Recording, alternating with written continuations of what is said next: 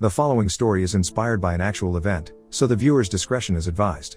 One day, a middle-aged woman named Sandra goes to her daily routine as a fast food restaurant manager. When Sandra talks with her supplier, they argue over an incident that causes them the loss of $1,500 worth of food. The man tells Sandra to make sure she tells her employees not to leave the freezer open and spoil their food. Sandra doesn't like the tone of the man speaking but shrugs it off and refuses to make the situation worse. A while later, a woman named Becky and a man named Kevin arrive at the restaurant. Becky and Kevin are longtime friends who now work as employees under Sandra's management. When the two join other employees and Sandra for a briefing, Sandra explains that they need to be at their best tonight. Sandra suspects a quality control officer will disguise as a customer, so they must make their order right. In addition, Sandra warns them about the freezer accident that causes them to lose a lot of their inventory. While saying that, Sandra's sight is set upon Becky, subtly indicating that she suspects Becky was the one who left the freezer open last night. After the briefing, they all go to their work sections. While Becky works at the counter, her supervisor, Marty, helps her restock the plastic cup. Becky talks to Marty about Sandra suspecting Becky of leaving the freezer last night. However, Marty assures Becky that Kevin must be the one who did it, so she doesn't have to be concerned about it. After that, they talk about Becky's new boyfriend, and Sandra overhears their conversation. When Becky complains about her new lover to Marty, Sandra approaches them and announces that her boyfriend has proposed to her. They congratulate Sandra for the news and proceed to continue their discussion about Becky's lover. Becky tells them that her lover usually teases her with his spicy picture. Marty tells Becky that she and Sandra are too old to understand that stuff. However, Sandra confidently admits that she and her partner also do that to keep their relationship exciting. Marty and Becky are shocked to hear Sandra's confession. After Sandra leaves the counter, they joke about her and laugh. However, Sandra knows it because she still peeks at them from a distance. After that, Sandra goes to talk with Harold, her maintenance employee. Harold tells his manager that he is done with his shift and will probably return later to take his shift meal. Shortly after, Sandra receives a call from her partner, Van. Van tells Sandra that he will hang out with his coworker while waiting for Sandra to come home from work. Meanwhile, Becky and her coworkers talk about changing their shift schedule. Sandra suddenly shows up and scolds them for chatting amidst their shift. When Sandra is still talking to her subordinates, Marty informs her that Sandra got a phone call from a police officer. When Sandra picks up the call, the caller introduces himself as Officer Daniels from the police department. Officer Daniels tells Sandra that he has been in contact with Sandra's regional manager, which permits him to call Sandra directly. Officer Daniels then explains that one of Sandra's employees stole some money from their customer's purse. Sandra doesn't believe what she hears at first. But when Officer Daniels describes the characteristics of said employee, she realizes that the police officer is referring to Becky. Officer Daniels explains that Becky's victim is with him right now and that Becky is also a part of a bigger case that they are investigating. Afterwards, Officer Daniels asks Sandra to help them with the investigation, and Sandra agrees on behalf of her regional manager. Sandra then asks Marty to cover Becky's counter while she gets Becky to her office. At the office, Sandra explains the situation, and Becky denies all accusations towards her. After that, Officer Daniels demands to talk to Becky, so Sandra passes the phone to her. Officer Daniels explains that someone had reported Becky to the police, and they also have surveillance evidence against Becky. As Becky insists on denying the accusation, she fails to prove her innocence. After that, Officer Daniels orders Sandra to strip search Becky's pocket and confiscate her personal belongings for the time being. After checking Becky's pocket and taking her phone, Sandra tells Officer Daniels that she doesn't find anything illegal inside. Officer Daniels then asks Sandra to check on Becky's purse, so she takes Becky to the employee's locker to check it. Becky tells her manager that she didn't steal anything from anyone at work. However, Sandra doesn't believe her and even threatens to fire Becky on the spot if she finds proof of Becky's crime. They argue about this, but Sandra remains convinced that there must be a reason why the police called and reported Becky in detail. Afterwards, Sandra informs Officer Daniels that she doesn't find anything inside Becky's purse. Officer Daniels then asks Sandra to keep Becky in her office until the police arrived at the restaurant. Sandra tries to explain to Officer Daniels that Becky is a good employee and never gets into trouble. However, Officer Daniels assures Sandra that Becky could have committed a crime without Sandra knowing. After that, Officer Daniels assures Sandra that everything will be his responsibility, and he wants Sandra to cooperate in this investigation. Afterwards, Officer Daniels talks to Becky and warns her about the report filed on her by one of the customers. Becky is so confused by her current circumstance, which causes her to be unable to defend herself properly. Officer Daniels then asks Sandra to strip search Becky to look for contraband or stolen items hidden in her body. Sandra feels uncomfortable doing this, but Officer Daniels assures her that by doing so, Sandra will help the police and Becky solve the case. Sandra then explains to Becky that the police give her two choices whether to be taken to the police station or let Sandra do a strip search on her. Becky refuses both options, but she eventually prefers to be searched by Sandra. However, Becky asks Sandra to call Marty and assist her with strip searching Becky. Sandra agrees and then asks Marty to come to her office room. Meanwhile, Officer Daniels talks to Becky and assures her that everything will be fine as long as she complies. Afterwards, Officer Daniels asks if Becky knows her brother is in trouble with the law. Before they discuss it any further, Marty and Sandra arrive. After Sandra explains the situation to the supervisor, Marty tries to defend Becky, but Sandra insists on following the police's orders. They then strip search Becky and ask her to take off her garments. After checking all the uniforms that Becky handed over, Sandra tells Officer Daniels that there is nothing illegal on Becky's belongings. Officer Daniels states that Sandra is not trained to find hidden pockets that might be in Becky's uniform. Afterwards, Officer Daniels asks Sandra to check Becky's undergarments. Marty expresses her disapproval of checking that far.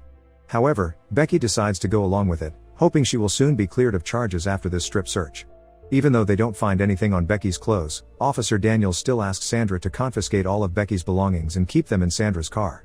Sandra objects to keeping Becky's belongings in her car. However, Officer Daniels explains that it is important to prevent Becky from moving the stolen items she might be hiding in her clothes. Eventually, Sandra asks the police if she can store Becky's belongings in the restaurant instead. After hearing Sandra's constant objections, Officer Daniels informs her about a bigger case involving Becky. Officer Daniels explains that he and his team are searching Becky's house because her brother is involved in a case of growing illegal herbs. Therefore, Officer Daniels tells Sandra that they suspect Becky is also involved with her brother's illicit business. When Sandra is about to tell Marty and Becky about this, Officer Daniels stops her on the pretext that this information is confidential. Afterwards, Officer Daniels convinces Sandra that Becky's belongings can prove Becky and her brother's involvement. Therefore, he needs Sandra to keep it in her car so that his team can perform a forensic investigation on it later. After that, Sandra obeys Officer Daniels' orders and leaves Becky's belongings in her car. Sandra then tells Officer Daniels that she has done everything the officer told her. Officer Daniels commends Sandra for being professional and cooperative throughout the investigation. Sandra tells Officer Daniels that she has to get back to work. Officer Daniels allows Sandra to leave, but he asks Sandra to place a male employee to watch over Becky. Sandra then asks Kevin to keep an eye on Becky until the police arrive. But before that, Kevin asks about Becky's problems, and Sandra explains everything to Kevin. Upon hearing this, Kevin denies the police accusation against Becky and her brother because Kevin knows them personally. After Kevin arrives at the room, Officer Daniels asks Sandra to hand over the phone to Kevin before Sandra leaves. Kevin asks Becky about what she did to deserve this, but Becky insists that she and her brother are innocent. When Kevin talks to Officer Daniels over the phone, he mentions Becky's brother. Officer Daniels is slightly surprised to learn that Sandra leaked the confidential matter to someone else. But when Kevin asks about it, Officer Daniels avoids the question and changes the subject. Kevin tries to defend Becky by giving his testimony that Becky didn't steal anything while working. After hearing Kevin's statement, Officer Daniels refuses to argue with him and emphasizes that he has surveillance evidence of Becky's crimes. Officer Daniels then asks Daniel to tell him what Becky is wearing and orders Kevin to check her pockets. Kevin is slightly irritated by Officer Daniels' request and tells him that Becky only wears an apron and has no pockets for him to inspect. At first, Kevin doesn't take Officer Daniels seriously. However, Officer Daniels manages to scare Daniel after emphasizing that this is all related to the police investigation. Kevin then tells Becky that the police asked him to inspect her even after Sandra already did previously. Eventually, Kevin feels uncomfortable with Officer Daniels' orders and decides to leave the room. Kevin tells Sandra that he doesn't want to be involved in anything that happened and that he can't do what the police asked him to do. When Sandra asks Officer Daniels what happened, Officer Daniels only says that Kevin is uncooperative and unprofessional. In addition, Officer Daniels also scolds Sandra for telling Kevin the confidential information regarding Becky's brother and warns her not to tell anyone about it again. After that, Officer Daniels orders Sandra to watch over Becky or put someone reliable in Sandra's place. However, since no other employees can keep an eye on Becky, Officer Daniels asks if Sandra has a partner. After Sandra informs the officer about her partner, Officer Daniels orders Sandra to tell Van to come to the restaurant. A moment later, Van arrives at the restaurant after Sandra calls him. Sandra then explains the situation to Van, but he doesn't know the whole story yet. After Van and Sandra enter the room, Sandra informs Officer Daniels that her partner has arrived to help them. Sandra then hands the phone to Van before she leaves the room. Officer Daniels then explains Becky's case to Van and asks him to cooperate. Afterward, Officer Daniels orders Van to strip search Becky to find the money she stole. When Sandra returns to the room, Van asks Sandra if what they are doing here is the right thing to do. Unfortunately, Sandra didn't fully understand the context of Van's question. Therefore, she doesn't really pay attention to it as long as Van is willing to keep an eye on Becky. After Sandra returns to her job, Officer Daniels asks Van to do as he is told. However, Van is still hesitant to comply with Officer Daniels' request, so Officer Daniels asks Van to hand over the phone to Becky.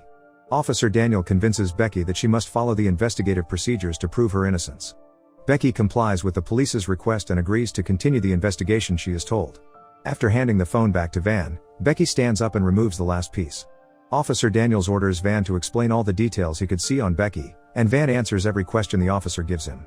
Van asks if he can return the cloth to Becky, but Officer Daniels ignores his request. From then on, Officer Daniels' requests become more bizarre. One of which is ordering Becky to do a jumping jack on the pretext of making sure the stolen money drops from where Becky hid it. When Sandra returns to check on them, she feels annoyed seeing her partner sitting close to Becky. Becky asks Sandra to let her go, but Sandra raises her voice and orders Becky not to talk to her. After Sandra leaves to work again, Officer Daniels continues his wicked game by ordering Van to do more things for him. He manipulates both sides to comply with everything he says. Meanwhile, Kevin and Marty express concern for the whole thing but can't do much against their manager and the police. Inside the office room, Officer Daniels' game reaches its peak wickedness as Becky slurps on Van's yogurt slinger. When Sandra returns once more, she is confused to see Van sitting with a blank expression. Sandra asks what happened while she wasn't there, but Van decides to ignore her and returns home instead. Right after Van leaves with guilt in his mind, Harold returns to the restaurant to get a shift meal. Sandra then asks Harold to come with her and explains Becky's case to Harold. Sandra then asks Harold to watch over Becky and to keep in touch with Officer Daniels while they wait for the police to come. Officer Daniels then orders Harold to obey him and do the same thing as he ordered Van previously. Luckily, Harold refuses it all and goes out to tell Sandra about Officer Daniels' request. All the other employees hear Harold's statement and realize that something is off. Sandra then calls their regional manager and asks about the ongoing investigation with Officer Daniels. To her surprise, the regional manager tells Sandra that the police never call him whatsoever, and he doesn't know what case Sandra is referring to. Sadly, it is too late for them to realize Officer Daniels' scam. Since the damage has been done, Sandra has to take full responsibility for what happened today. When the real police receive the report regarding Becky's incident, the detective tracks down the culprit behind this case. The police manage to grab the recording of the whole situation from the restaurant surveillance camera. When the detective begins his investigation, he learns that Becky isn't the only victim of similar cases, and there have been several occurrences around the US.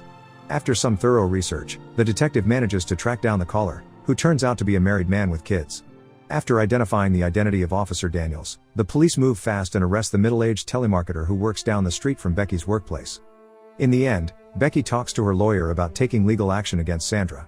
However, the lawyer suggests she take her workplace corporation to court instead since they seem not to take responsibility for their employees. Meanwhile, Sandra now loses her job, and her relationship with Van ends right away. In an interview, Sandra expresses her regret for what happened to Becky. However, she also defends herself for being a victim of Officer Daniels' prank.